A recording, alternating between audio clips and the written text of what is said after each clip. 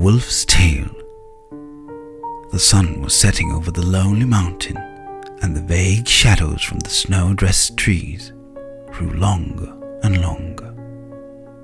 A howling wind whipped through the forest, but not a branch moved. The trees were locked in ice. In the middle of the frozen forest was a small glade. Very slowly, a young deer stepped out from between the trees. She had lost contact with the rest of the herd and was now looking nervously in all directions.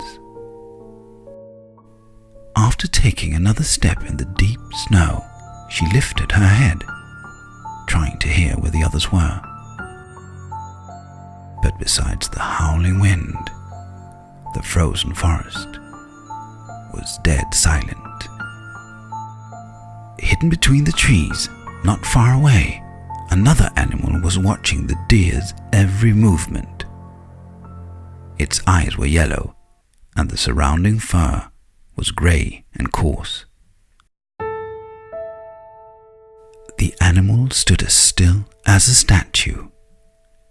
It knew that the deer had a formidable sense of hearing and sight, and that the slightest stir would warn it. It was a grey wolf. As the largest of the wolf species, it was as tall as a German shepherd. But its head was larger, its teeth longer, and its bite much stronger than any dog's. She was an alpha wolf, and together with her mate, the leader of a normal-sized pack consisting of 6 adults and 2 cubs. Silently, she signaled to her companions to surround the deer. Suddenly, the deer ran. Her excellent eyesight had spotted the wolves trying to surround her. In long jumps, she raced through the snow, and immediately the wolves followed. The hunt was on. Through the frozen forest, in and out between the trees, a display of life and death unfolded.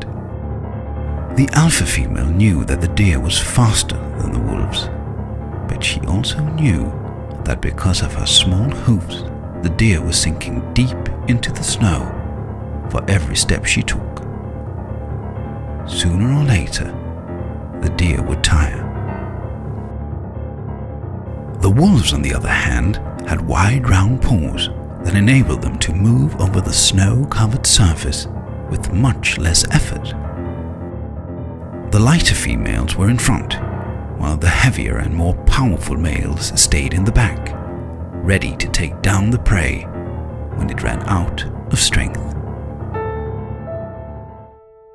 After almost 2 hours, the wolves caught up with the deer, and the hunt was over. Now the alpha female decided which ones of her hungry family members should eat first. It was far from all hunts that ended with a kill, so every wolf ate all it could when its turn came up. As they feasted, snowflakes began to fall from the darkening sky.